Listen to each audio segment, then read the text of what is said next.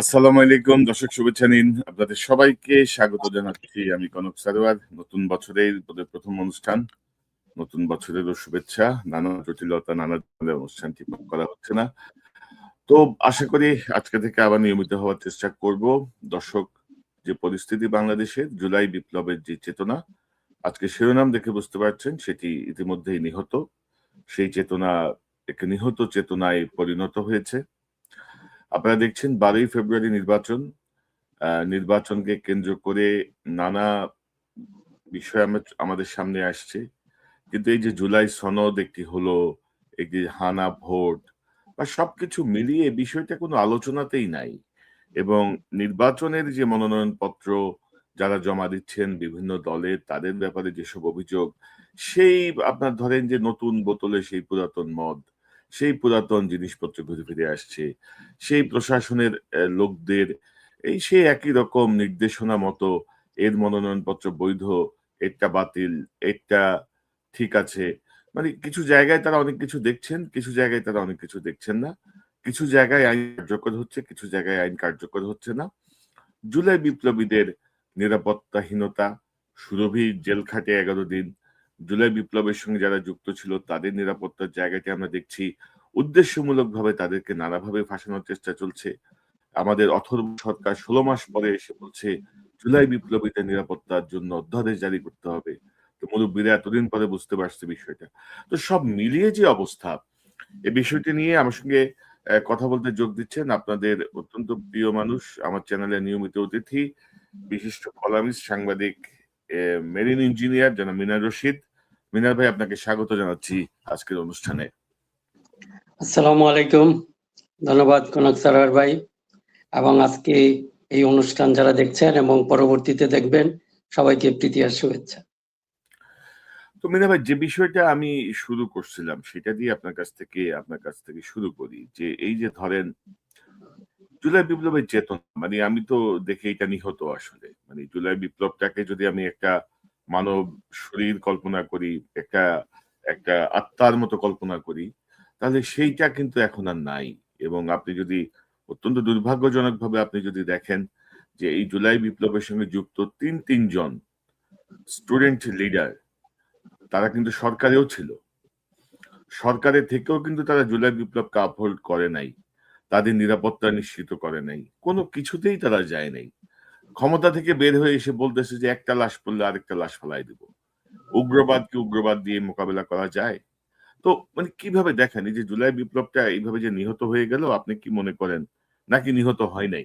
আপনার ভিন্ন মত থাকতে পারে, আপনি কি মনে করেন? হ্যাঁ কনক ভাই, আমি এটাকে পুরা নিহত বলতে চাচ্ছি না। এই মুহূর্তে ধরেন আহত হয়েছে, এটা বলাই মনে হয় নিরাপদ হবে। কারণ আমরা তাহলে একটা হতাশা ক্রিয়েট হয়ে যাবে, সেটা হোক, সেটা আমরা চাই না। আহত কিছুটা ক্ষতিগ্রস্ত হয়েছে ভাই, আহতের একটা মাত্রা দিতে হবে, গুরুতর আহত, মানে জীবন মৃত্যু মানে সেটা হবে। এরকম আর কি। হ্যাঁ, জি। হ্যাঁ, নিহত দিলে তো ধরেন তখন আর আশার কিছু নাই। এখনো আশার আলো আমি দেখছি বিভিন্ন ভাবে। এখন মনে করেন, হ্যাঁ, প্রশাসনে বা যেগুলি আছে, একটা বেস্টেড ইন্টারেস্ট গ্রুপ এটা সবসময় কিন্তু কভার করে রাখে। এই বেস্টেড ইন্টারেস্ট গ্রুপ এটাকে আসলে খুব যে একটা সহজ হবে, এটা আমাদের একেবারে গোড়ার শেকড়ে এরা প্রথিত আছে। আচ্ছা, আপনি যে খুব হঠাৎ করে এখান থেকে রিমুভ করে ফেলবেন সেটাও সম্ভব না, কিন্তু আমাদের একটা প্রচেষ্টা রয়েছে। আমরা বোধহয় এইভাবে চিন্তা করলে বিষয়টা সহজ হবে। কারণ এই চেতনা তো এমন না যে, আপনি যে দেখেন, হয়তো আমাদের এই আলোচনায় আসবে পরবর্তী সময়, আমাদের শহীদ হাদি বলেন, এগুলি কিন্তু কিশোরে, এটা যদি নিহত হতে বা আহত হয়ে যেত বেশি, তাহলে এত রেসপন্স হতো না।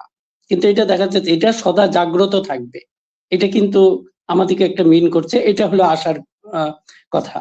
কারণ যে হাদিকে ধরেন খুব বেশি মানুষ চিনত না, বেশি মানুষ আমি বলবো ওই অর্থে হয়তো 10 to 15% মানুষের কাছে, সেই হাদি কিন্তু পৌঁছে গেছে এখন প্রায় 100% মানুষের কাছে। কাজে এইটাই জুলাই বিপ্লব জাগ্রত আছে বলে এটা সম্ভব হয়েছে। কাজে এই অর্থে আমি বলছি যে না, এটা এখনো আছে, কিন্তু আমাদের যে এটা সিস্টেমটা এরকম, যেরকম উপদেষ্টার কথা বলছেন, ইনারা যখন সরকারে ছিল এক ধরনের বিহেভ করেছে, কিন্তু আসার পর এখন ফ্রিলি কথা বলছে। দ্যাট মিনস ওখানে কিছু একটা সিস্টেম আছে, ওখানে গেলে হয়তো কথা বলতে পারবে না। এখন এইটাকে আমরা কিভাবে, আমার কাছে মনে হয় যদি আমরা এখনো সম্ভব, এখন এটাকে আমরা কিভাবে মানে কি আরেকটু গতিশীল করব, সেটাই আমরা এইগুলি চিন্তা ভাবনা করতে পারি। কারণ হতাশ হওয়াটা, আপনি হয়তো হতাশার কথা বলতে চাচ্ছেন না, কিন্তু বাস্তবতা হচ্ছে যে জুলাই বিপ্লব আমার দৃষ্টিতে নিহত।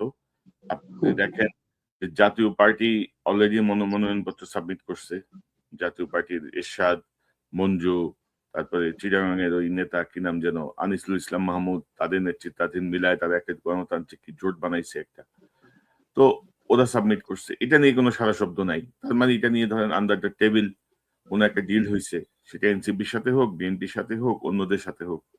তো জাতীয় পার্টি হচ্ছে ধরেন হাসিনার অন্যতম সহযোগী, হাসিনার ফ্যাসিবাদকে টিকায় রাখে অন্যতম সহযোগী। তো আপনি কি করলেন এটা? তারপরে ধরেন আমি যদি আপনাকে একটা নিউজ দেখাই, এই যে ওসমান হাদি, শহীদ ওসমান হাদিকে যে যারা হত্যা করছে, যার ব্যাপারে ধরেন পুলিশ ইতিমধ্যে রিপোর্টে দিছে, সেই রিপোর্টের মানে আমি খুব অবাক হয়ে গেলাম। ধরেন এটা হচ্ছে বাংলা নিউজ 24 এর নিউজ, আজকের নিউজ। হাদি হত্যার নির্দেশদাতা বাপ্পি আওয়ামী লীগ আমলে ছিলেন বেপরোয়া, পেটাতেন যাকে তাকে। এই হচ্ছে বাপ্পি।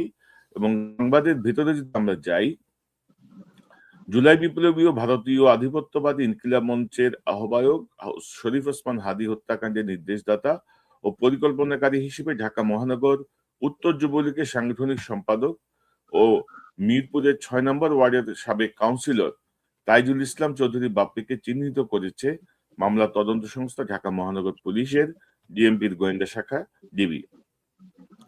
তো বাপ্পি ও তার নির্দেশে হাদিকে গুলি করা ফয়সাল মাসুদ ১৭ জন নামে মামলা চার্জশিট করা হয়েছে। তো এই যে বাপ্পি, সে বাপ্পি আগে থেকেই ছিল মাস্তান, আগে থেকেই ছিল গুন্ডা। তো এই অন্তর্বর্তী সরকারের ১৬ মাসে এই জাতীয় চিহ্নিত অপরাধীদেরকে কি দমন করা যায় নাই? অপারেশন টেবিল হান্ট মানে ঠাট্টা মশকরা তো কম দেখলাম না। সেনাবাহিনী মাঠে আছে আপনার ম্যাজিস্ট্রেসি পাওয়ার নিয়ে। তো কোথায় মানে আমরা কি ফলাফল পাইলাম? আমরা যে সংস্কার করলাম, কোথায় কি সংস্কার হইল? মানে আপনি কিভাবে মানে এখনো আশাবাদী?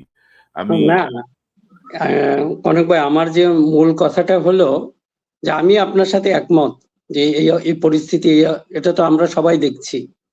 কিন্তু আমরা যদি একেবারে হতাশ হয়ে পড়ি, আমার কথা হলো ওইটাই যে এখান থেকে মূল সমস্যাগুলি বুঝতে হবে। আর এটা তো নো ডাউট যে বর্তমান সরকার যেটা হচ্ছে, এরা সবকিছু তালগোল পাকিয়ে ফেলছে। এখন এদেরকে আমরা যদি কিভাবে দেখি যে আপনাদের বিপ্লবের চেতনা ধারণ করে, আপনি যদি দেখেন এই সরকারে কারা আছে, একমাত্র ডক্টর মোহাম্মদ ইউনূস এবং দু একজন যে ফেস, তাদের ফেসও আগে আমরা যা দেখেছি এখন একটা ভিন্ন ফেস দেখছি। আর কয়েকজন ওই যে আপনাদের যে স্টুডেন্ট লিডার যারা, তাদের অনেকটা তাদের চকলেট দেওয়া হয়েছে। আমি এটা বলতাম যে এটা একটা বাচ্চাদের চকলেট দিয়ে যেমন মুখ বন্ধ করে রাখে, এক ধরনের এটা ব্যবহার করেছে কিছু ধান্দাবাজ এই সরকারের ভিতরে। এখন আমি এই জন্য বলছি যে আমরা যদি ধরেন পুরা হতাশ না হই, আমাদের এই সিস্টেমকে নিয়ে কিছু কাজ করতে হবে। এটা হয়তো গণতান্ত্রিক সরকারের পক্ষে হয়তো সম্ভব হবে, আমরা আশা করব। এই জন্য আমি এটা বলছি যে তারা যেন এই জিনিসগুলি ধারণ করে। এই যারা পলিটিক্যাল পার্টি যে আছে তাদেরও সমালোচনা ছিল, এই সরকারের বিরুদ্ধে সমালোচনা ছিল। এখন আমরা দেখতে চাই তারা ক্ষমতায় আসার পর তারা কি কাজটা করেন। আর আপনি যে জাতীয় পার্টি সম্পর্কে যেটা বলেছেন, আমি তো ফুললি এগ্রি। এখন এই জাতীয় পার্টি এরা হলো, দেখেন আমাদের দেশে এই যে কতগুলি আসলে সুশীল আছে, এরা এখন চিন্তায় পড়ে গেছে যে আওয়ামী লীগকে কেন এতগুলি সংখ্যা, এরা কি করবে। কিন্তু এই একই জিনিস আমরা বারবার বলছি যে আপনাদের যদি হিটলারের দল দেখেন জার্মানিতে, তারা কি আবার সুযোগ পাচ্ছে, কিংবা তাদের সহযোগী যারা আছে। এখন এটা কি করবেন, এটা নিয়ে যে এখন হয়তো বা পলিটিক্যাল পার্টি এখন তাদের নির্বাচন নিয়ে ব্যস্ত, এগুলিতে ওরা যেতে চাচ্ছেন না বা কথা বলতে চাচ্ছেন না। কিন্তু আমাদের যেটা বুদ্ধিবৃত্তিক বলয়ে বা যারা সোশ্যাল মিডিয়াতে আমরা কথা বলছি, আমাদের এগুলি চালু রাখতে হবে। আর চেতনা যে জিনিসটা হচ্ছে, যে এইগুলি যেন ডাই আউট না হয়ে যায়, আমাদের যে কোনো ভাবে এইগুলিকে জাগরিত মানে জাগরুক রাখতে হবে, এগুলো যেন জাগ্রত থাকে। ধরেন ধরেন জুলাই চেতনা শেষ, ধরেন আমার মতে হয়তো সেটা এখন সামনে হয়তো অক্টোবর চেতনা একটা দাঁড়াবে, অথবা ডিসেম্বরের চেতনা একটা দাঁড়াবে। মানে এই জুলাই বিপ্লবের নামে যে উদ্দেশ্য নিয়ে ছাত্র জনতা হাসিনাকে বিতাড়িত করেছিল, সেই বিতাড়নের জায়গাটা থেকে আমাদের যে প্রাপ্তি, সেটি আমি বলবো যে অনেকটা মানে শূন্যের কোঠায় আর কি, অথবা ধরেন 0 থেকে 3-এর মধ্যে উঠানামা করছে। আমাদের যে সাকসেস, মানে জুলাই বিপ্লবে 1400 মানুষ মারা যাওয়ার পরে, মানে ধরেন যে মানে এমন একটা অপদার্থ সরকারের হাতে, এমন একটা অপদার্থদের কাছে আমরা এই সরকার মানে রাষ্ট্র পরিচালনার ভার দিয়েছি। জাতিসংঘের রিপোর্টে বলছে 1400 মানুষ, জুলাই সনদে লেখা হয়েছে 800। আপনি বলছেন যে এদের অপদার্থের লেভেলটা কোথায় এদের? জাতিসংঘের রিপোর্টে 1400 মানুষকে তারা বলছে হত্যা করা হয়েছে, এরা বলতেছে 800। তো কত বড় অপদার্থের শাসনে আমরা আছি। এখন কিছু বললে আবার অনেকে মাইন্ড করে, মানে বন্ধ করে দেয়, পত্রিকা বন্ধ করে দিবে, ফেসবুক বন্ধ করে দিবে। মানে অদ্ভুত আরেক আরেক শাসন শুরু হয়েছে আর কি। আরে বেটা, হাসিনাদের 2 পয়সা পাত্তা দি নাই, তোরা তো হাসিনার কাছে শিশু। এই হচ্ছে কি বাস্তবতা আর কি। তো আমরা একটু হাদির প্রসঙ্গে আসবো, তার আগে একটু আপনাকে একটু বলি যে ধরেন আমাদের এই জায়গাটা ধরেন একটা জটিল একটা জায়গায় এসে দাঁড়িয়েছে। একটা বিএনপি, একটা জামাত। মানে ধরেন আপনি 16 বছর 15 বছর যৌথভাবে আন্দোলন করলেন, যৌথভাবে একসাথে ছিলেন, মাইর খাইলেন, জেলে গেলেন, গুম হইলেন, যা কিছু ঘটে সব বিএনপি জামাত করে, যা কিছুই ঘটে। বৃষ্টি হইলেও বিএনপি জামাত, খরা হইলেও বিএনপি জামাত, বন্যা হইলেও বিএনপি জামাত, ইন জেনারেল। তো 5ই আগস্টের পরে এই যে ইসলামিক শক্তি এবং জাতীয়তাবাদী শক্তি, এই 2টা শক্তি যদি এক থাকতো, তাইলে কিন্তু ধরেন ভারতীয় যে আগ্রাসন, সেই আগ্রাসনের জায়গাটা আমরা একটা কঠোর অবস্থানে থাকতাম, একটা শক্তিশালী অবস্থানে থাকতাম। এই জায়গাটা একটু আপনার মতো করে একটু বিশ্লেষণ করবেন। আপনি কয়েকদিন আগেও বোধহয় এগুলো নিয়ে লিখেছেন, আমার দেশে কলম লিখেছেন। তো আপনার কাছ থেকে একটু শুনি বিষয়টা আসলে। কনক ভাই, যে দেখেন এটা হলো আসলে ওই যে রুট কজ অ্যানালাইসিস, এখন আপনি আসল জায়গায় চলে এসেছেন।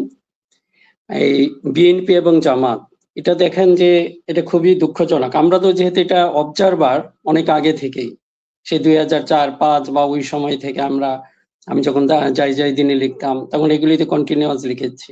এখন হঠাৎ করে আমাদের ফেইলুর যদি বলেন, আসলে ওইটা কিছুই না। এই সরকার সাহস পেয়েছে, এরা আসলে ইচ্ছা করে এই আপনার ডিভিশনটা ক্রিয়েট করেছে বিএনপি এবং জামাতের মধ্যে। এবং সবচেয়ে এখানে মুশকিল হলো কি, যারা এই ফেভারে কথা বলতে গেছে যে না আপনাদের এখনো সময় হয় না এই ডিভিশনটা, আপনারা মনে করতেছেন যে বিজয়, আসলে এটা হয় না, হাফ বিজয়, অর্ধেক বিজয় হয়েছে, বারবার ওয়ার্নিং করেছে। এখন যারাই আমরা এই ওয়ার্নিংটা করেছি তাদেরকেই দেখেন কি সুন্দরভাবে সুপ্ত জামাত, গুপ্ত জামাত এগুলি বলে আমাদের এই ভয়েসটাকে ডাউন করে ফেলেছে। এমনকি ধরেন এই যে আমার দেশ, আপনাকে একটা কথা বলি, যে অনেকেই বলে যে এখন আমার দেশের সাথে দেখা যাচ্ছে বিএনপির একটা ডিস্টেন্স ক্রিয়েট হয়ে গেছে। এখন মনে করেন এই যে আমরা তো এই সম্পর্কটা তো হঠাৎ না, সে অনেক আগে থেকেই আমাদের লেখা কেউ চাপতো না। এই আমার দেশ, নয়া দিগন্ত, তারপরে যাই দিন, এমনকি যে বিবিসির যে আপনার সিরাজুর রহমান শাহ, ওনার সাথে উনি একদিন আক্ষেপ করে আমাকে বলেছিলেন, তো দেখো যে আমি আমার মতো লোককে বাংলাদেশের কোনো মিডিয়া আমার লেখা ছাপতে চায় না। আমি জিজ্ঞেস করেছিলাম আপনি শুধু নয়া দিগন্তে লেখেন কেন, আমাদের তো আর উপায় নেই, আমরা যাই দিনে লিখতাম, এখন যাই দিনের পরে আমাদের লেখা আর কেউ ছাপবে না। তো উনি বলেন আমার লেখাও ছাপে না। এখন ওই পরিস্থিতিটা আমরা ভুলে গেছি। এই যে আমার দেশ, হ্যাঁ একটু, যেহেতু এটা একটু হতেই পারে, ধরেন মানে মত ভিন্নতা, মতভেদ একটু হতেই পারে, কিন্তু দেখা যাচ্ছে এখন আমার দেশ হয়ে গেছে ডেইলি স্টার প্রথম আলোর চেয়েও বড় শত্রু। এখন মনে করেন যে আমি যে লিখি, আমার তো কোনো লেখা, মাহমুদ ভাই যেটা বলেন আমার যা ইচ্ছা, আমি বিএনপির প্রশংসা করি, কারণ বিএনপির প্রতি আমার একটা দুর্বলতা আছে, আমি সেটা হাইড করি না। উনি তো বলেন নাই যে আমার লেখাটা ওইটুকু বাদ দিতে হবে, একটা লাইন, এমনকি অনেক সময় ভুল সব থাকলে সেটাও লিখে দেয়। আমি দেখি পরে মনে হলো যে এটা হয়তো এডিট করলে ভালো হতো, কিন্তু ওটাও করেন না। এখন যদি মনে করেন এই যে এইটা কেন করা হয়েছে, যে আমাদের এই ভয়েসটা ডাউন করার জন্য। আমরা এখনো বারবার বলছি, আমি এটা বলি না যে বিএনপি জামাত গলাগলি করতে হবে। এইটা বললেই মনে করে প্রথমেই বলতো কি যে জামাতকে সেভ করার জন্য আমরা এই কাজগুলি করছি। দেখেন কেমন ভাবে সমস্যাটা। তো এখন এইটা যদি আপনি এখানে যদি এটা আমরাকে যদি সমাধান না করতে পারি, যে এই যে চেতনা, আপনি যে বলেন চেতনা তো নিহত ওখানেই হয়ে গেছে। দেখেন এই যে দুইটা দলের এমন ক্রিয়েট হয়ে গেছে, এমন পার্থক্য ক্রিয়েট হয়েছে। এখন হয়েছে কি আপনি যদি একজনের জন্য বলতে চান না, আপনি তাকে ফেভার করতেছেন। এই জন্য অনেক সময় করে কি যে কষ্ট করে হলেও যে মাঝামাঝি থাকতে চেষ্টা করি। মাঝামাঝি থাকতে চেষ্টা করি মানে কি, হয়তো সত্য বললে একজনের পক্ষে এগেনস্টে বেশি চলে যাবে, এটা বাস্তবতা, গ্রাউন্ড রিয়েলিটি। এখন যদি মনে করেন গ্রাউন্ড রিয়েলিটি এক ধরনের আর আপনার উচ্চারণ যদি উল্টো হয়, তো আপনার কথা তো কেউ বিশ্বাস করবে না। এখন এই কথাটা বোঝানো যাচ্ছে না যে আপনাদের, হ্যাঁ সেটা মনে করেন যে সমালোচনা যেগুলো আছে এগুলি থাকবে, কিন্তু তার উপরে যে আমাদের ভিতরে এই মিনিমাম ঐক্যটা থাকা দরকার। তো আপনি এই ক্ষেত্রে হয়তো একটু না বললে ঠিক হবে না, তারপরে একটু আশার আলো দেখা যাচ্ছে যে আপনার জনাব তারেক রহমান সাহেব ওই দিন যখন ডাক্তার শফিক গেলেন ওনার মায়ের মৃত্যুর পর সমবেদনা জানাতে, ওখানে কিন্তু খুব সুন্দর একটা কাজ করেছেন উনি কিন্তু ওনাকে ইচ্ছা করলে উনি তো ইচ্ছা করলে উনি হাই চেয়ারে বসে উনি পাশে বসতে পারতেন, কিন্তু ওনাকে হাই চেয়ার শেয়ার করলেন ওনার সাথে। এটা কিন্তু this is a good sign. আপনি যদি এইটা যদি আমরা মেনটেন করতে পারি, এবং ওনাদের প্রতি আমার একটা বিশেষ অনুরোধ থাকবে, আমাদেরকে রাজাকার বলেন, সুপ্ত জামাত বলেন, এখনো বলবো। এই জন্য বললেন যে আমি নিহত, এই জন্য বলতে চাচ্ছি না, চেতনা নিহত হয় নাই, হয়তো একটু সুপ্ত অবস্থায় আছে। আপনারা এইটারে জাগান, না হলে আমাদের অস্তিত্ব কারো থাকবে না। এই যে মনে করেন যে এখন সারা ওয়ার্ল্ডটা যদি পৃথিবীর দিকে তাকান, এই যে আপনাদের ওখানে কি করলে, এক প্রেসিডেন্টকে এবং তার ওয়াইফকে ধরে নিয়ে আসছে। এটা একবিংশ শতাব্দীতে এই ঘটনা ঘটছে। কাজে আবার সেই শক্তির মানে কি জোর যার মূলক তার। এখন এই পরিস্থিতিতে যদি দাঁড়ায় এবং আমাদের মধ্যে যদি অনৈক্য থাকে, তাহলে তো সর্বনাশ হয়ে যাবে। এরকম হয়তো আপনাকে কাউকে হয়তো এরকম তুলে নেওয়ার সাহস করবে না, কিন্তু কাছাকাছি অন্যান্য কাজগুলি তো করতে পারবে।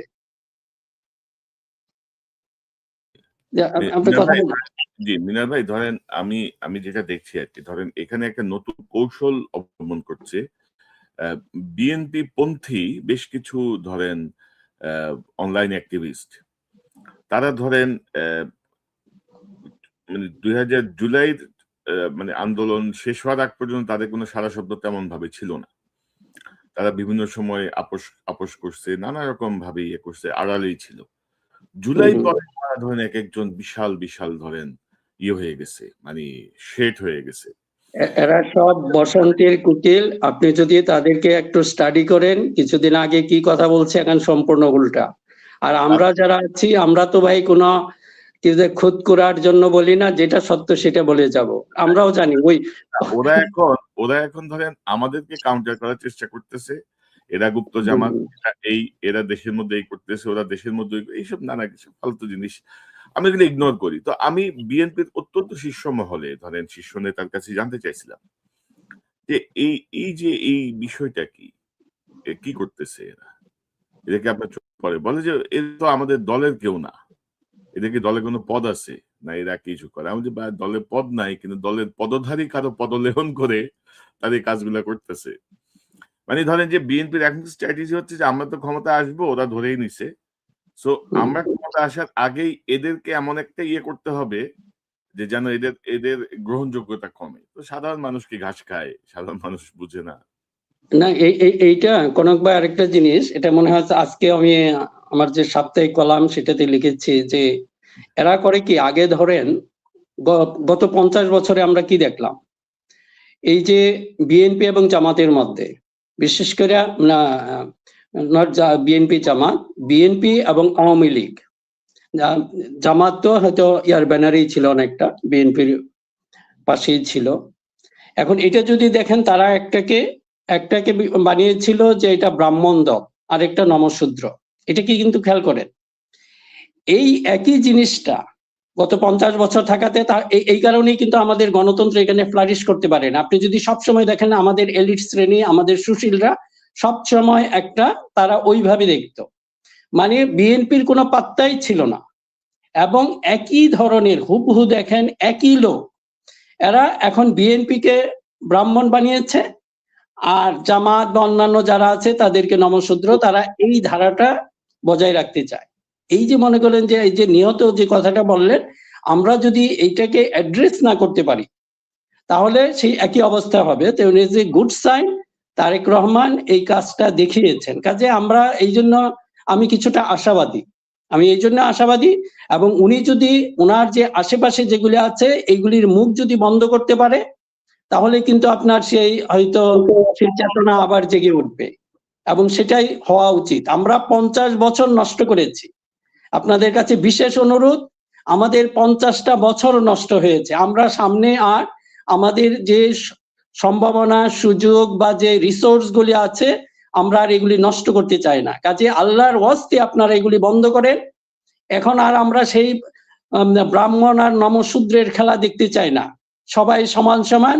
যেই আপনারা হয়তোবা যদি সবচেয়ে ভালো হয় জাতীয় সরকার যদি গঠন করতে পারেন, কারণ এটাতে তারেক রহমান প্রথম বলেছিলেন যে আমরা নির্বাচনের পর জাতীয় সরকার ফর্ম করব, এবং একই কথা কিন্তু ডাক্তার শফিকও বলছেন এখন। কাজে this is a good sign. আমি এই জন্য এইসব কথাগুলি দেখে আমার কাছে মনে হয় this is a positive sign, এবং আমরা হয়তো একটা সামনের সময়টা হয়তো ভালো হতে পারে। এখন যেভাবেই পারে নির্বাচন করে ফেলেন, এখানে তো ফাইটিং হবে।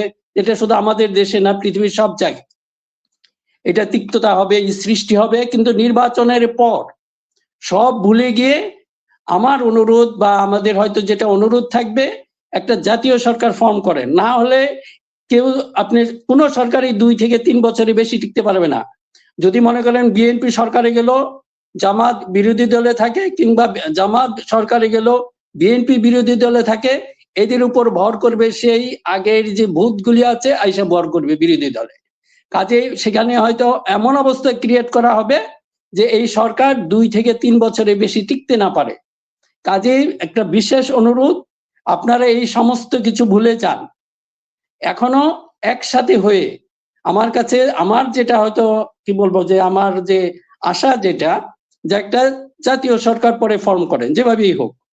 যদি জাতীয় সরকার ফর্মে কমপক্ষে 2টা বা 3টা টার্ম এই জাতীয় সরকার থাকুক, তাহলে ইনশাল্লাহ এই যে আপনি যে জুলাই বিপ্লবের চেতনা বলছেন সেটা তখন অক্ষুণ্ণ থাকবে। কাজেই এই কারণে যে বলবেন যে আমি হয়তো ফুললি এগ্রিড না, হয়তো চেতনাটা নিহত হয় না, এখনো হয়তো গুরুতর আহত অবস্থায় আছে। না মিনার ভাই, ধরেন আপনি যদি আমাদের প্রধান যে রাজনৈতিক দলগুলা বিএনপির কথা বলেন, জামাতের কথা বলেন, ওরা কিন্তু আওয়ামী লীগকে কানতেছে। ওরা মনে করতেছে আওয়ামী লীগের ভোট তাদের লাগবে। এখন আপনি শুধু মানে বিপরীত অবস্থাটা চিন্তা করেন যে বিএনপি রাষ্ট্র ক্ষমতায় ছিল 15 বছর, বিএনপি এভাবে পতন হয়েছে হাসিনার মতো। আওয়ামী লীগ কি করতো? আওয়ামী লীগ বিএনপির ভোট আর জামাতের ভোট চিন্তা করতো? আওয়ামী লীগ চিন্তা করতো যে এরা রাষ্ট্রের শত্রু, দেশের শত্রু, এরা এত বছর এই করছে, এদের বিরুদ্ধে কি কি ব্যবস্থা নেওয়া যায়, তাই তো করতো। আপনারা কেন আওয়ামী লীগরে আপনাদের কেন এত বেআইবাড়ি আত্মীয় মনে হচ্ছে? আমি তো এটাই বুঝলাম না কিছু। এই জন্য কনক ভাই দেখেন, আমাদের মুখটা তো এরকম এই জন্য বন্ধ করা হয়েছে যাতে আমাদের টোন ডাউন হয়ে যায়। আমাদেরকে সত্য জামাত, গুপ্ত জামাত এই কারণেই বলা হয়েছে, কারণ আমরা এটার পক্ষে ছিলাম যে বিএনপি এবং জামাত এই শক্তিগুলি বা এনসিপি এদের মধ্যে আসলে এই ক্রিয়েট করে ফেলেছে একটা কম্পিটিশন, কে নিবা আমার হাতে যে মোয়াটা আছে, আওয়ামী মোয়া কে খাবে। এই যে দেখেন, শুধু আমরা ওই দিন দেখলাম চাপাই নবাবগঞ্জের একজন জামাত লিডার, উনিও বলছেন, ওনারা হয়তো কম বলছেন, বিএনপি একটু বেশি বেশি বলছে। কিন্তু এই যে ক্রিয়েট হয়ে গেছে, এই কম্পিটিশনটা যাতে না হয় সে কারণেই বলেছিলাম যে আপনাদের মধ্যে একটা মিনিমাম আন্ডারস্ট্যান্ডিং থাকেন। ঠিক আছে, আরে ভাই এত তাড়াহুড়া কি আছে? গণতন্ত্র যদি টিকে থাকে 2টা দল লাগবে, একবার বিএনপি আসবে, একবার জামাত আসবে, এনসিপি আসবে, 2টা বা 3টা দল তো এমনি লাগেই। যে আপনারা যদি একটু ধৈর্য ধরতেন। এখনো এই আপনার অনুষ্ঠানের মাধ্যমে, আপনার মাধ্যমে সবাইকে বলছি, আমাদের সংশ্লিষ্ট যে নেতৃবৃন্দ রয়েছেন, আমাদের এই কথাগুলি শুনেন। শুধু গুপ্ত জামাত, সুপ্ত জামাত এগুলি বলে এগুলিকে কথাগুলিকে করে ফেলেন না, ইগনোর করেন না। এইটা দেশের মানুষ, দেশের মানুষ এখনো চাচ্ছে, কারণ আপনাদের মধ্যে এখনো দেখেন নির্বাচনে ওই সমস্ত এখনো আসে নাই, এখনো সময় আছে, আপনাদের মধ্যে একটা আন্ডারস্ট্যান্ডিং হোক অন্তত পক্ষে। না আমরা আওয়ামী লীগের ভোট বা জাতীয় পার্টির ভোট আমাদের দরকার নাই, ওরা এমনিই দিবে, যদি না আসে না আসুক। আপনারা যদি এরকম একটা আন্ডারস্ট্যান্ডিং এ আসেন, এই জুলাইয়ের চেতনা রক্ষার্থী এই লোকগুলি এতগুলি মানুষ জীবন দিয়েছে, 1400 বা এইগুলি বাচ্চাগুলি জীবন দিয়ে, অনেক বাচ্চা ছেলে জীবন দিয়েছে, এখন এরা কিসের জন্য? আপনারা একটু চিন্তা ভাবনা করেন, এত ক্ষমতার জন্য যদি পাগল হয়ে যান তাহলে কিন্তু আপনারা কেউ ক্ষমতা পাবেন না, এবং সামনের সময়টা আরো ভয়ঙ্কর হতে পারে। শুধু আমাদের জন্য কি, আমরা দেশের বাইরে আছি আর যাবো না দেশে, তাই না? কিন্তু এই দেশের মানুষগুলি তো টিকে থাকতে হবে। এবং মিনার ভাই ধরেন এই যে আরেকটা গুরুত্বপূর্ণ পয়েন্ট যেটা আমি মনে করি যে বিএনপি যেটা থেকে কোনো শিক্ষাই নেয়নি এখন পর্যন্ত, ধরেন ডাকসু রাকসু জাকসু সব কিন্তু শিবিরের দখলে। এবং আপনি যদি দেখেন যে ঢাকা বিশ্ববিদ্যালয়ের ছাত্র সংসদ শিবিরের একচ্ছত্র আধিপত্য, মানে ল্যান্ডস্লাইড ভিক্টরি হবে, এটা কেউ ভাবছে কখনো? মানে নিকট সময়, নিকট অতীতে বা নিকট বর্তমানে কেউ ভাবছে কখনো? ভাবে নেই। আমরা ভাবছিলাম যে হয়তো ডাকসুতে কয়েকটা আসনে তারা পাবে, কিন্তু দেখেন মূল রিয়েকশন কোথায় হয়েছে? হাসিনার যে মুক্তিযুদ্ধের চেতনা, হাসিনা মুক্তিযুদ্ধের চেতনার নামে 16টা বছর বাংলাদেশের মানুষকে কিন্তু নিষ্পেষণ করছে। 16টা বছর চেতনা, তার বাপ চেতনা চেতনা চেতনা। বিএনপি দেখেন আবার সেই চেতনায় চলে গেছে। মুক্তিযুদ্ধ সেটেলড ইস্যু, মুক্তিযুদ্ধ নিয়ে আমার মিনিমাম কোনো মানে কি বলবো বিতর্ক করার মতো কোনো আগ্রহ নাই, ইচ্ছা নাই। আমার জাতীয় সঙ্গীত, আমার পতাকা, আমার এভরিথিং সেটেলড। আফটার মানে 54 বছর পরে আমি এগুলা নিয়ে কসলাকসলি করতে চাই না। এবং যাদেরকে সম্ভাব্য অপরাধী, যারা গুরুতর অপরাধী ছিল, সব ওই 16ই ডিসেম্বর থেকে 30শে ডিসেম্বরের মধ্যেই প্রত্যেকটা এলাকায় শূন্য হয়ে গেছে। মুক্তিযোদ্ধারাই এদের পানিশমেন্ট যা দেয়া দিয়ে দিছে। পরবর্তীতে হাসিনা সরকারের আমলে আমি যদি বলি যে জামাতের এই 5 জন শীর্ষ নেতৃত্ব যারা মুক্তিযুদ্ধের বিপক্ষে অবস্থান নিয়েছিল, তাদের ফাঁসি হওয়ার কথা না, মানে যে সাক্ষ্য প্রমাণ, তাতেও তারা মৃত্যুদণ্ড দিয়ে দিছে। তো আপনি এখন কি বলছেন এগুলো? আমি তো বুঝলাম না কিছু। আপনি এখন ধরেন মানুষের কাছে যখনই আপনি সেই চেতনার বাণী নিয়ে যান, তখনই মানুষের মনে ওই যে হাসিনার সেই নিষ্পেষণের সে ভয়াবহ বিষয়টা মাথায় চলে আসে। ঢাকা বিশ্ববিদ্যালয়ের ছেলেমেয়েরা যদি বয়কট করে এই চেতনা স্লোগান, তারপরেও যদি আপনি এটার মধ্যে থাকেন, তাহলে আপনি কোন দিকে যাচ্ছেন? আপনি কি রাজনীতি বুঝতে পারছেন? রাজনীতির মাঠের হাওয়াটা বুঝতে পারছেন? আপনি কি মনে করেন? কনক ভাই, এটা দেখেন যে বিশেষ করে যে এই চেতনার বিষয়টা, হ্যাঁ আমরা তো আর এই চেতনার এগেনস্টে না, এর বিরুদ্ধে না, কিন্তু সেইটা যেন যে কথাটা বললেন যে হুবহু যেন আওয়ামী চেতনার সেই একই চেতনা না হয়ে দাঁড়ায়। আপনি যখন চেতনা বলবেন, এগুলি করে কি আপনার যে ওই যে মিডিয়াগুলি বিশেষভাবে, যে এগুলি হয়তো আমাদের নেতৃত্বকে আরেকটু সাবধান হওয়া দরকার, কারণ তারা আপনার মুখ থেকে কিছু বের করতে চায়। হয়তো আপনাকে যদি এখন প্রশ্ন করে, ভাই আপনি কি 71-এর চেতনা বা এটা নিয়ে আপনার কি পরিকল্পনা, তখন আপনাকে কিছু বলতেই হয়। সেই কথাগুলি করে কি তারা, তারপরে এটাকে আবার হেডলাইন করে ফেলে, ইচ্ছা করে করে। কাজে আমি বিএনপির নেতৃত্বকে আমি বিশেষ অনুরোধ করব যে আপনারা এই ব্যাপারে একটু সচেতন হন। যে সাংবাদিকগুলি আসে, এগুলি তো মতলববাজ, এগুলি আপনার চেয়ে অনেক বেশি আপনার মুখ থেকে কিছু কথা, কিছু ইস্যু বের করতে চায়। আপনি তো বলতে পারবেন না যে আমি পাকিস্তানকে সাপোর্ট করি, আপনাকে কিছু বলতেই হবে। ও জানে, তখনই করে কি যে এই কথাগুলি এগুলি ছড়াই দেয়, এবং এইগুলি যেন এই বিএনপির জন্য যে কতটুকু ক্ষতি হচ্ছে, আপনি তো একটা কিছু উদাহরণ দিলেন। এখন দেখেন 4 কোটি নতুন ভোটার, আপনারা ভাবছেন হয়তো গ্রামাঞ্চলে সেটা না, গ্রামাঞ্চলে মানুষ আরো বেশি সচেতন হয়ে গেছে। ওদের যে চায়ের স্টলে যে হয় আপনার টক শো, আমাদের মনে অনেক টক শোর চেয়ে ওগুলি সমৃদ্ধ, আপনি যদি ওগুলিকে ক্যাচ করে নিয়ে আসতে পারেন। ওদের বিশ্লেষণী শক্তি, ওদের আন্ডারস্ট্যান্ডিং আমরা যতটুকু ধারণা করি তার চেয়েও বেশি। কাজেই এটাকে মানে এই সর্বনাশ আর করেন না। হ্যাঁ, 71-এর চেতনা সেটা তো আমরা ভুলি নাই, আর এমন কিছু নাই যে তাকে খুশি করার জন্য আমাকে এটা বলতে হবে। প্রয়োজন কি? আমরা যেটা আছে, হ্যাঁ আমাদের সহজভাবে বলেন, আমাদের চেতনা আওয়ামী চেতনা থেকে ভিন্ন, একই চেতনা না। আমরাও ধারণ করি, আমরা মুক্তিযোদ্ধা ছিলাম, আমরা মুক্তিযুদ্ধকে ধারণ করি, এবং এটার এগেনস্টে আমাদের যাওয়ার প্রশ্নই আসে না। হ্যাঁ, আর এইগুলি নিয়ে যখনই আপনি বলতে চান এটা রং মেসেজ একটা ছড়িয়ে যায়, যেটা আপনার জন্য আসলেই ক্ষতির কারণ হবে। এগুলি সেটেলড ইস্যু। এমনকি আমি আর একটু অনুরোধ করব, যারা জামাতপন্থী বা অন্য যারা আছেন তারাও এগুলি নিয়ে খোঁচাখুচি করেন না, কিছু হলে এটা সহ্যই করবেন। কিছু বলবে, ওরা তো ইচ্ছে করে বলে যে আপনাকে একটু খুঁচিয়ে, আপনাকে রাগিয়ে দিয়ে ওখান থেকে একটা বেনিফিট নেবে। ওরা যখন বিএনপির কাছে একটা অ্যাপ্রোচে যায়, দেখুন চেতনা নিয়ে, দেখেন এই শয়তানগুলি কি কাজ করে। বিএনপি লিডারদেরকে এমন প্রশ্ন করে যেটা আবার তারা হেডলাইন করবে। একইভাবে জামাতকে এমন কিছু প্রশ্ন করবে যাতে এই ইস্যুগুলিতে আমরা আবার ব্যস্ত থাকি। গত 50 থেকে 60 বছর চেতনার ভূতকে খাইয়েছি। আমাদের যত সম্ভাবনা, আমাদের যত কি বলবো যে যত রিসোর্স আছে, আমরা রক্ত মাংসের মানুষের জন্য ব্যবহার করি নাই, আমরা চেতনার ভূতকে খাইয়েছি।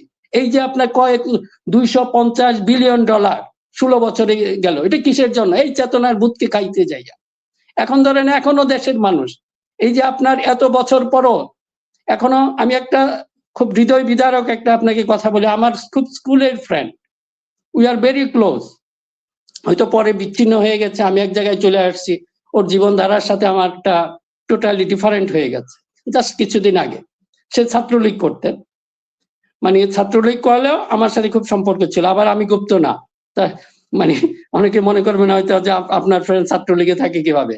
হ্যাঁ, অবশ্যই আমাদের স্কুলের ফ্রেন্ড, যারা আমাকে ত্রিশাল এলাকায় বা আমাদের এলাকায় সবাই জানে। ওখানে হ্যাঁ, যে আপনার আওয়ামী লীগের সভাপতি ছিলেন, সেও আমার ফ্রেন্ড ছিল। হ্যাঁ, এখন সেই ফ্রেন্ডটা মারা গেছে হঠাৎ করে। আমি এটা জানতাম না, ওর মানে আর্থিক অবস্থা এত খারাপ ছিল। এই যে মনে করেন এই সুযোগগুলি বা এই ক্রিমগুলি কারা খেয়েছে? তার ওয়াইফ ধরেন একটু ছোটখাটো নেত্রী ছিল, এদের ইরেগুলার ইনকামের মতো হয়তো ছিল, মাঝে মাঝে কিছু পাইতো কিছু পাইতো না। এই যে আপনারা বিলিয়নস অফ ডলার নিয়ে কেউ কেউ আপনার দেশ থেকে ভেগে গেছে, তাদের কিছু হয় নাই। এই যে মনে করেন এই যে এখন তার কয়েকটা বাচ্চা আছে, এদের নিয়ে পথে বসে গেছে। এখন আমি এটা পরে জানতে পারলাম। এখন তো একই অবস্থাতে লাভ হলো কি? এরকম মনে করেন কয়েক হাজার মানুষ, এই যে হাজার হাজার কোটি টাকা করছে কয়েকশো, আবার ধরেন কয়েক কোটি টাকা করছে এরকম কয়েক হাজার মানুষ। মিনার ভাই, আমাদের চ্যানেলে আমি বেশ আগে বোধহয় আমার একক প্রোগ্রামেই ছিল যে মানে পুরো বাংলাদেশে টোটাল, মানে ধরেন আপনি যদি 1500 লোককে যদি সাহায্য করতে পারেন, 1500 নট মোর, বর্তমান কিছু এমপি, সাবেক কিছু এমপি, মন্ত্রী, দলের কিছু নেতা, শ্রমিক নেতা, গার্মেন্টস নেতা, বাস নেতা, ছাত্র নেতা, এর জাস্ট 1500 পুজো খায় 17 কোটি মানুষকে আসলে। কনক ভাই, সেটাই। এই যে মনে করেন আমরা যদি এখন আবার শুরু করি দুইটা জিনিস, যে আগে যেটা হাসিনা করেছে আমরা সেটাকে ফলো করা ঠিক হবে না। ও গণহারে সবাইকে ধরে, এই যে মনে করেন আমি ছাত্রলীগের কথাটা বললাম, তার ওয়াইফ ছিল নেত্রী। এখন এদেরকে যদি আপনি শাস্তি দেওয়া শুরু করেন, এরা তো আসলে কালপ্রিট না। মূল কালপ্রিট যে কথাটা বললেন 1000 বা অল্প সংখ্যক, আপনি এদেরকে তো কেউ আপনার শাস্তি, কারণ তাদের সাথে আপনাদেরকে এলিট সেটেলমেন্ট হয়ে গেছে, তাদের কিন্তু কিছু হচ্ছে না। দুই একটা এইসব মানুষগুলিকে এদের হয়তো, এই যে আমার ফ্রেন্ডের কথা বললাম, তার হয়তো এখন যে আর কোনো জীবন ধারণের উপায় কিছু ছিল না, সে কিছু করতে পারে নাই। এই লোকগুলি সাফার করছে, এখনো করবে। এবং এগুলির জন্য যদি আপনি বলেন এই যে আপনার দরদ ধরে, হ্যাঁ আওয়ামী লীগের পুরা ভোট আমাকে নিতে হবে, কাউকে না কাউকে দিবে। এই লোকগুলি কিন্তু আওয়ামী লীগেরা জানে আওয়ামী লীগ কি ক্ষতি করেছে ওদের। আপনি যদি বলেন যে আমার বন্ধুর কথা বললাম, তার ফ্যামিলি, দে আর সাফারিং নাও, তারা কখনোই আওয়ামী লীগকে মনে প্রাণে ভালোবাসবে না। Definitely they welcome either for Jamaat or for BNP. আপনারা কেন এই সমস্ত কিছু সংখ্যক আপনার বুদ্ধিজীবী এলিট যারা আছে তারা বলে না, আওয়ামী লীগের আপনি কি করবেন? ওরা অটোমেটিক্যালি এই সমাজের সাথে হয়ে যাবে। এগুলি নিয়ে আপনার চিন্তা করতে হবে না। কাজেই এই যে, জি বলেন।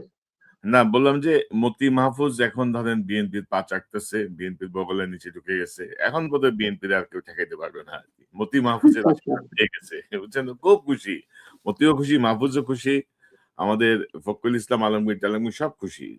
প্রথম আলো ডেইলি স্টার এখন তাদের বগলের নিচে আসছে। তবে আমার ধারণা কি জানেন মিনার ভাই, যে বিএনপির মধ্যে যে রয়ের একটা গ্রুপ আছে, জামাতের মধ্যেও কিন্তু রয়ের একটা গ্রুপ আছে, মানে এটা যেটা হয় গোয়েন্দা সংস্থাগুলা, বিদেশি এগুলা, ওরা মিলে এই বিভাজনটা তৈরি করছে এবং ওরা আপ্রাণ চেষ্টা করতেছে যেন এটা অব্যাহত থাকে।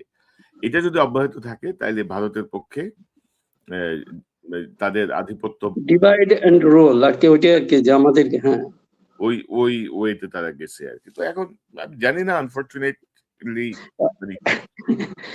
এখন এই জন্যেই কনক ভাই, যে আপনার ওই দিন দেখলাম কে যে আমি একটু অ্যানাউন্স দিলাম আমরা দুইজন কথা বলতে আসবো, ওই দুই রাজাকার, দুই সুপ্ত রাজাকার এই অনুষ্ঠান দেখবো না।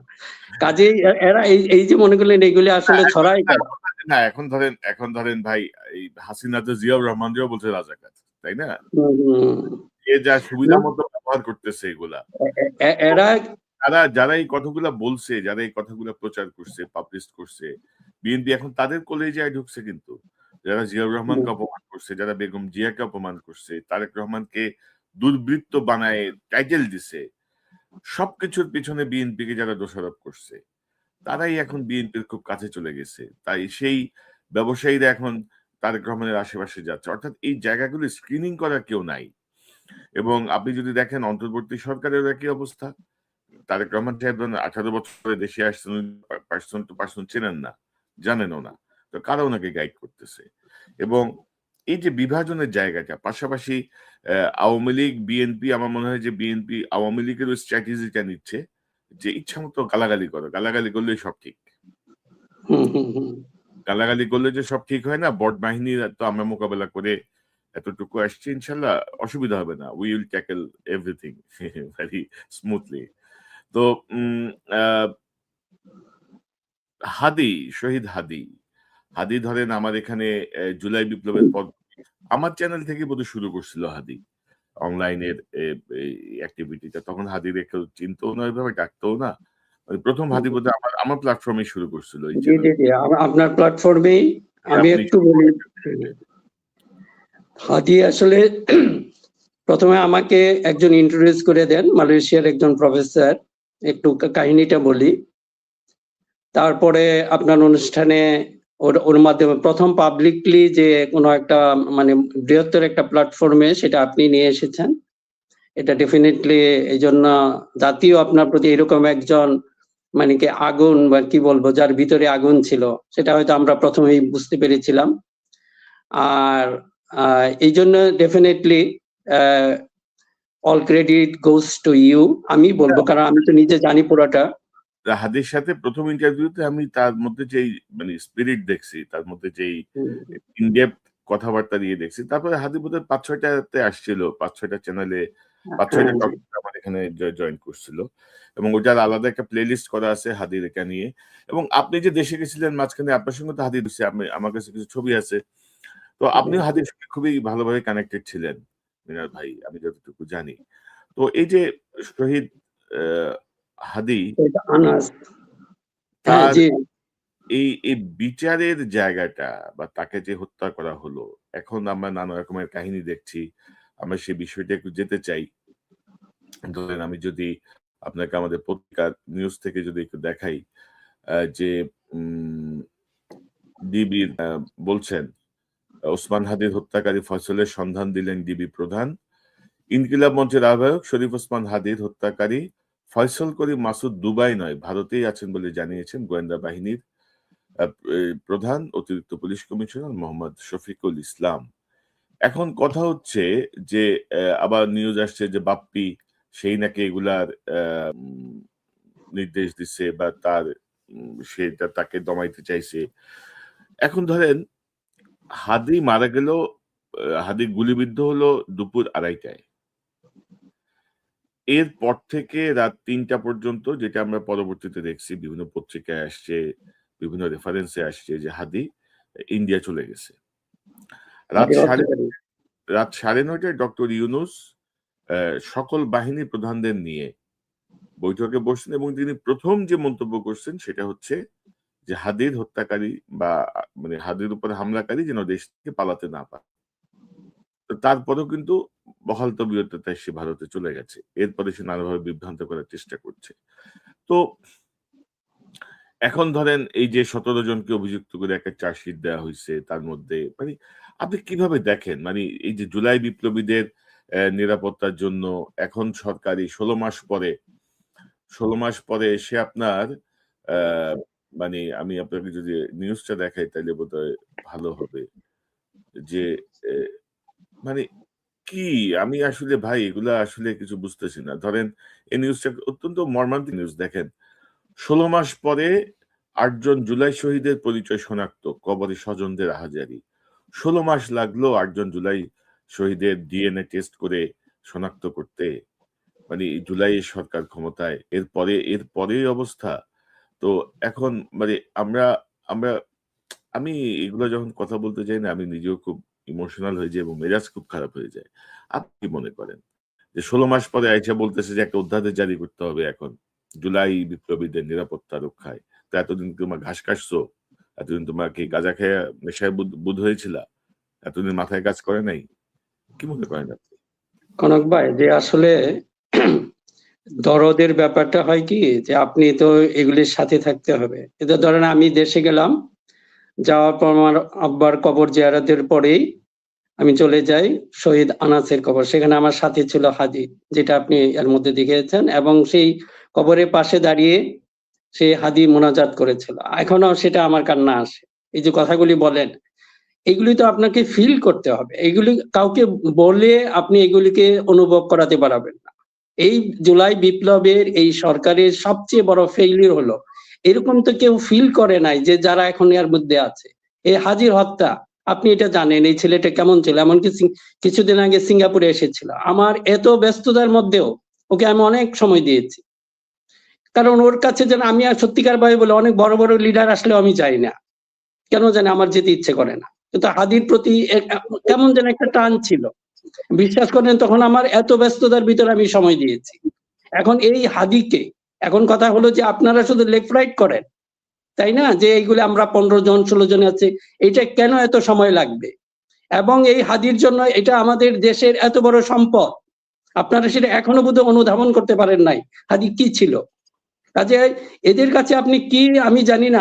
আপনি যে কথা বলছেন আমারও মেজাজ খারাপ হয়েছে, আমি তখন আর কথা বলতে পারি না।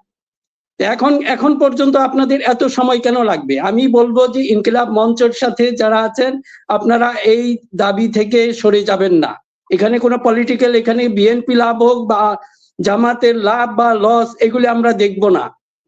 এই হত্যার বিচার হতেই হবে এবং দৃষ্টান্তমূলক বিচার হতে হবে। যদি বাংলাদেশে না থাকে, সেটা যদি কোনো একটা শত্রু দেশে থাকে, দে আর আওয়ার এনিমি, ডাইরেক্টলি বলতে হবে। আমাদের যদি এরকম কাউকে ক্রিমিনালকে সেভাবে ধরে রাখে, শেখ হাসিনার চেয়েও সেটা কম না হাদির হত্যাকারী। কাজে আপনাদের এই সময় আপনারা এখানে লেফট রাইট করছেন কেন? আপনারা লেফট রাইট করে এটা দেখান। আমরা এই লেফট রাইট দেখতে চাই না, আমরা চাই হাদির বিচার চাই, এবং এটা থেকে আমরা কোনোভাবেই পিছপা হব না। এবং যদি পরবর্তী যে সরকারি আসবে তাকেও কিন্তু এটা মাথায় রাখতে হবে। দরকার কি, এত ভয় পাওয়ার কিছু নাই আপনাকে। এবং মিনার ভাই ধরেন আমি এই 17 জনের যে অভিযুক্তগুলি যে চার্জশিট সেখানে ধরেন কিছু নাম আছে, কিন্তু ধরেন এই যে যারা হাদির হত্যাকারীকে পালাইতে সহায়তা করলো, এখানে তো গোয়েন্দা সংস্থার লোক আছে, পুলিশের লোক আছে, বিজিবির লোক আছে, একটা সম্মিলিত নেটওয়ার্ক কিন্তু এটা, নাহলে কিন্তু সম্ভব না। আপনি দেখেন যে আড়াইটায় এই ঘটনা ঘটার পরে কোথাও ব্লক রেড হয়েছে, কোথাও রাস্তায় কোনো তল্লাশি হয়েছে, কোথাও কোনো রেড অ্যালার্ট হয়েছে, কোনো কিছুই তো হয়নি। তো এইসব কথা কিন্তু চার্জশিটের মধ্যে নাই আর কি। মানে এক ধরনের আই ওয়াশ, যেহেতু ইনকিলাব মঞ্চ যেহেতু আন্দোলন করে অবস্থা বসে আছে শাহবাগে, তাদেরকে এক ধরনের আই ওয়াশ করা হচ্ছে। তো মানে আমি আসলে আপনি হয়তো আশাবাদী হইতে পারেন। যে কথাটা আমি বলছিলাম ওই নিউজটা একটু দেখাই। এই যে 5ই জানুয়ারির নিউজ, গতকালকে নিউজ, জুলাই যোদ্ধাদের দায় মুক্তি ও আইনি সুরক্ষার উদ্যোগ, উপদেষ্টা কমিটির বৈঠক। এবং এখানে বলা হচ্ছে জুলাই যোদ্ধাদের দায় মুক্তি ও আইনি সুরক্ষা দিতে অধ্যাদেশ করার উদ্যোগ নেওয়া হয়েছে। অধ্যাদেশের খসড়া তৈরি করতে আইন মন্ত্রণালয়কে অনুরোধ করা হয়েছে। তো এখন এই যদি হয় অবস্থা, 16 মাস পরে এসে আপনি যদি খসড়া করার সিদ্ধান্ত নেন, তো আপনি কি ঘাস কাটছেন ভাই এতদিন? কি ছিলেন? আপনাদেরকে বসাইলো কারা? কেন বসছেন ক্ষমতায়? কি আরাম পাইছেন ক্ষমতায়? কি করলেন এটার জবাবদিহি কেউ করবে? এরা শুধু এনজয় করে গেল, জাস্ট খালি কয়েকদিন 2 বছরের জীবনেও হয়তো কোনো নর্মাল প্রসিজারে এরা এই জায়গায় আসতে পারতেন না, জাস্ট এরা এনজয় করেছে, এখন মানুষকে আইওয়াশ করে। যাই হোক, হয়তো আমাদের হয়তো হাদির কথার জন্য আসলে ইমোশনাল হয়ে যায়, সের কারণটা হয়তো আপনারা জানেন। উই আর ভেরি ক্লোজ, এবং ওর যে চিন্তা ভাবনা, সেই চিন্তা ভাবনা আমরাও শেয়ার করি। ও কথা বলেছে এই দেশের জন্য, 18 কোটি মানুষের জন্য, ওর প্রত্যেকটা কথা দেখেন। আমার মনে হচ্ছে যে ইউ ক্যান রিড তার মাইন্ডটা। এই যে মনে করেন হাদি আসলে কেন এত প্রিয়, এবং একই অবস্থা আমরা জিয়াউর রহমানের সময় দেখে ম্যাডাম খালেদা জিয়াকেও দেখি, ওনার কিন্তু অনেক কিছু বলতে হয় নাই। জিয়াউর রহমান, এখন এই যে অনেকে বলেন হয়তো উনি হয়তো ধর্মীয় সুরসুরি, উনি ধর্মীয় সুরসুরি দেন নাই, মানুষের যে আমাদের বুধ বিশ্বাসের পক্ষে দাঁড়িয়েছেন।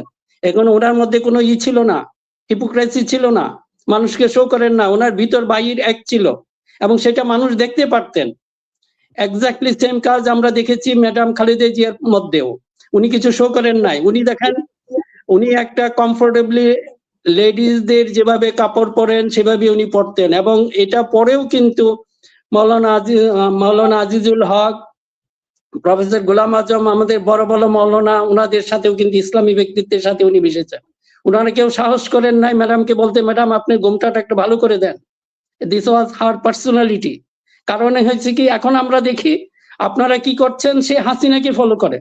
আপনার মনে করেন নর্মাল অ্যাপিয়ারেন্স আছে, আপনি টুপি পরেন না, তা আপনাকে কেন টুপি পরে পাবলিকের সামনে যেতে হয়? এটা তো হাসিনার পলিসি, এটা ম্যাডামের পলিসি না, এটা জিয়াউর রহমানের পলিসি না। জিয়াউর রহমানকে কখনো দেখতে পারবেন না নামাজ পড়ে এগুলি ডিসপ্লে করেছেন। ওনার মতো মনে হয় ধার্মিক আমার চিন্তা মতো খুব কম আছে, কিন্তু উনি কখনো এগুলি ডিসপ্লে করেন নাই। ডিসপ্লে করেছে শেখ হাসিনা।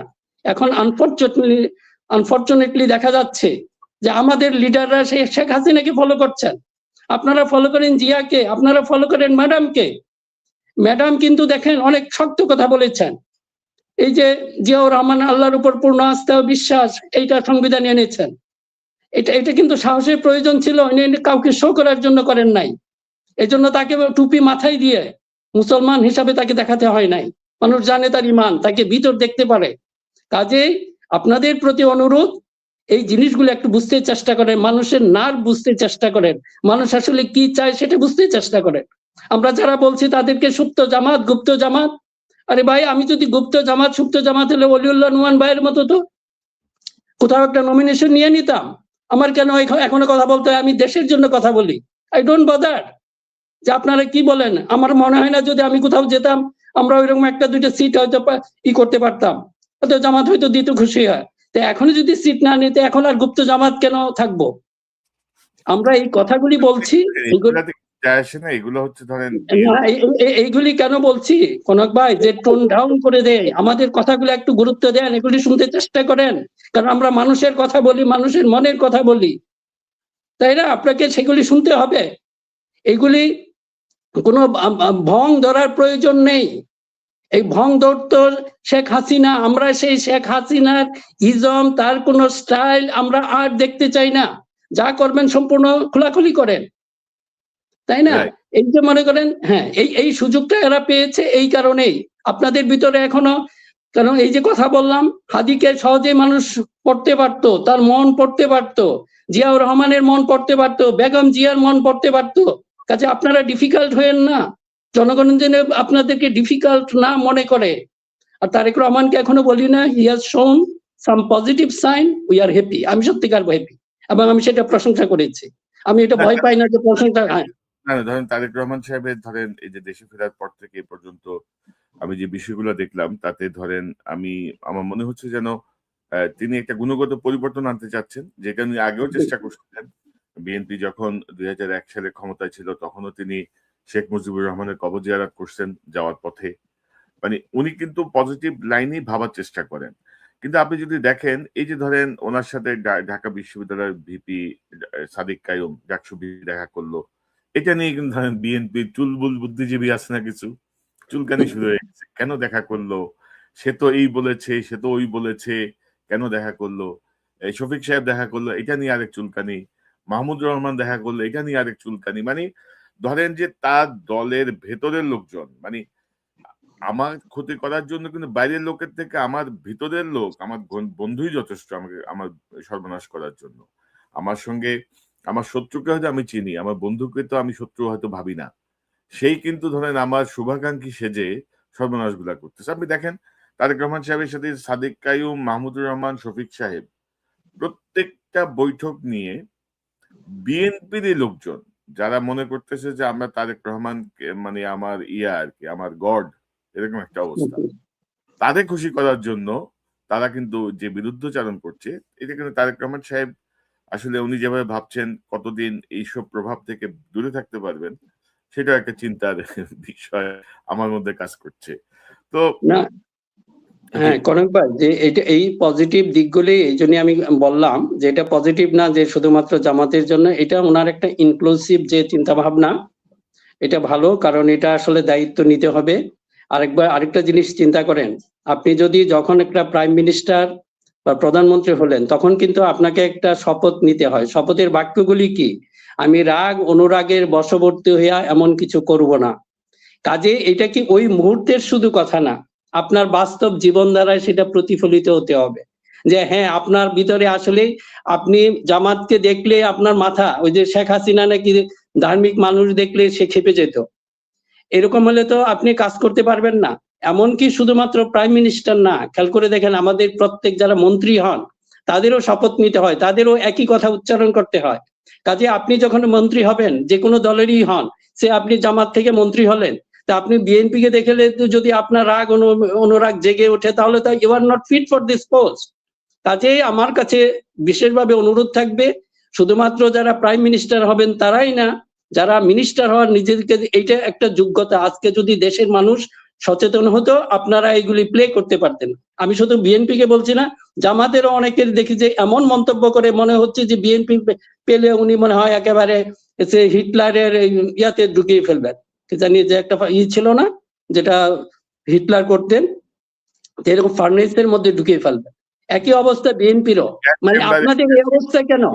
কাজে আপনার যদি এই অবস্থা থাকে, তাহলে আপনি শুধু ওই মুহূর্তে শুধু যদি শপথ বাক্য বলেন আমি রাগ অনুরাগের বশবর্তী হয়ে কিছু করব না, সেটা তো আপনি আছেন পারবেন না। কাজে এইসব লোক তো, আপনি তো মিনিস্টার, এটার উপযুক্ত না। কাজে যারা শপথ করবেন ওই যোগ্যতা সম্পন্ন, ওরকম মানসিকতা মাইন্ডসেটের মানুষই ওখানে যেতে হবে। আজকে যদি আমরা যে কথাটা বলছি যে নলেজ বেস সোসাইটি যদি আমরা প্রতিষ্ঠা করতে পারতাম, তাহলে মানুষকে নিয়ে আপনারা এই খেলগুলি খেলতে পারতেন না। কাজে তারেক রহমান যেটা হয়েছে, ডাক্তার শফিক যে বলছে you are the next prime minister, কাজে আমরা আপনাদেরকে সেভাবেই দেখতে চাই। এই যে আপনাদের আশেপাশে যে চামচার দল, ফর দ্য গড সেক এদের কথা শুনেন না, আপনাকে সেটা শো করতে হবে। আপনি যদি প্রাইম মিনিস্টার হন, আপনার যে বিরোধী পক্ষ, আপনার যদি বিএনপি থেকে হন, জামাত যে থাকবে বা অন্য দল যে থাকবে, তাদের প্রতি আপনার সুবিচার করতে হবে, তা না হলে you are not fit for this post. এবং মিনার ভাই, আপনি যেটা বলছেন যে আমরা প্রত্যাশা করব যে যারা শপথবদ্ধ হবেন রাষ্ট্রীয় দায়িত্বের শপথ নেয়ার আগে, তাদের আশেপাশে যেন ওই জাতীয় ক্রিমিনাল গুলো না যেতে পারে। সামনে যে নির্বাচন আছে, সম্ভাব্য নির্বাচন, এখনো বলবো সম্ভাব্য নির্বাচন, কারণ প্রশাসন যেভাবে যা করছে তাতে যে কোনো সময় অনেক কিছুই ঘটে যেতে পারে, আশঙ্কার জায়গা এখনো আছে। তো নির্বাচনে জনগণ যেন, মানে যে দলেরই হোক, বিএনপি হোক, আওয়ামী লীগ হোক, স্বতন্ত্র হোক, জনগণ যেন চিহ্নিত দুর্বৃত্ত চক্রকে যেন ভোট না দেয়। সে যত বড় দলের যত বড় নেতাই হোক, তাকে যেন প্রত্যাখ্যান করে। আওয়ামী ঘনিষ্ঠ লোকজন যেন প্রত্যাখ্যান করে, চোরদের যেন প্রত্যাখ্যান করে, দুর্নীতিবাজদের যেন প্রত্যাখ্যান করে, ঋণ খেলাপি যারা আছে তাদেরকে যেন প্রত্যাখ্যান করে। কারণ এই জাতীয় বদমাশ চক্র কিন্তু আবারও নমিনেশন পেয়ে গেছে বড় বড় দল থেকে। তো স্পেসিফিক্যালি আমাদের আহ্বান যে কোনো মার্কা দেখে ভোট দেওয়ার কিছু নাই, ব্যক্তি দেখে ভোট দিতে হবে। এটা হচ্ছে বাস্তবতা। মানে মার্কা দেখে আমি ভোট দিয়ে দিব, নো, ব্যক্তি দেখে আমাকে ভোট দিতে হবে। এটাই হোক জুলাইয়ের যেই নিভু চেতনা, সেই চেতনার আলোকে বললাম আর কি। আপনার শেষ কথা শুনতে চাই। হ্যাঁ কনক ভাই, আপনি যে আসলে ইঙ্গিতটা দিয়েছেন যে হয়তো আমাদের নির্বাচন কি হবে এখনো আমরা বুঝতে পারছি না, তো আমি অনুরোধ করব, এটা নির্ভর করবে এখন জাস্ট দুইজন ব্যক্তি। আমি খুব এটারে শর্ট করে ফেলি, যেটা ছিলেন আমাদের তারেক রহমান, জনাব তারেক রহমান এবং ডাক্তার শফিক, এই দুইজন যদি আসলেই ঠিক থাকে, আপনাদের প্রতি জাতির অনেক আশা ভরসার জায়গায় আপনারা আছেন। এখন যদি মনে করেন যে এই যে প্রশাসনের কথা বলছেন, এইগুলি তো আসলে কি বলবো, অলরেডি স্পয়েলড প্রশাসন। এখন এরা আপনাদেরকে হয়তো বিভিন্ন বুদ্ধি বাতলাবে, এটা সেটা আমারও কানে আসছে, আপনারও কানে আসছে, যে হয়তো এমন কিছু করবে, আপনাদের সহজ রাস্তা দেখিয়ে দিবে, for the God sake don't do it, এদেরকে ফলো করেন না, আপনাদের দরকার নাই। এই চামচাদের এরা করবে কি, নিজের একটু সুবিধার জন্য আপনাকে বিভিন্ন রাস্তা দেখিয়ে দিবে যে আপনি এইভাবে পাশ করেন, অসুবিধা কি? তারেক রহমান যদি পাশও না করে সমস্যা কি? আপনি বিরোধী দলে বসবেন, এই অ্যাটিটিউড দেখান, তাহলে মানুষ আপনাকে টেনে নিবে, টেনে সেই জায়গায় বসিয়ে দিবে। কাজে আপনি যদি মনে করেন যে কোনো ভাবে আপনাকে জিততে হবে, তাহলে এইগুলি কিন্তু গোপন থাকবে না। আজকে জানি না এই কথাগুলি আপনার কানে যায় কিনা, এগুলি কখনো শেখ হাসিনাই তো পারে নাই। শেখ হাসিনা এত কিছু করার পরে এগুলি কি গোপন রাখতে পেরেছে? কাজে আপনি মনে করেন না, আপনি যত চালাকির মাধ্যমে যেই হোক, আমি একজনকে বলছি না, যে পক্ষই হোক, যদি এটা করেন সেগুলি গোপন থাকবে না, এবং যে ক্ষতিটা পরে নিজের করবেন ওখান থেকে আর উঠতে পারবেন না। কাজেই আল্লাহর ওয়াস্তে এটা বিশেষ অনুরোধ থাকবে, নির্বাচনটাকে মানুষের সেই প্রত্যাশার জায়গায় রাখুন। এটা নিজে যেভাবে হয়েছে এটা যেন না হয়। জি, মিনার ভাই, আপনাকে অসংখ্য ধন্যবাদ আপনার মূল্যবান অংশগ্রহণের জন্য। অনেকদিন পরে নিশ্চয়ই আপনি নিয়মিত আমরা আপনাকে পাবো। আপনাকে অসংখ্য ধন্যবাদ। ইনশাআল্লাহ। দর্শক, এতক্ষণ যে অনুষ্ঠান শুনলেন, নিশ্চয়ই আপনি আলোচনা মর্মার্থ উপলব্ধি করতে সক্ষম হবেন। আবার আহ্বান, 12 ফেব্রুয়ারি নির্বাচন, ভালো লোককে ভোট দিন, কোনো মার্কা ফার্কা দেখার কিছু নাই।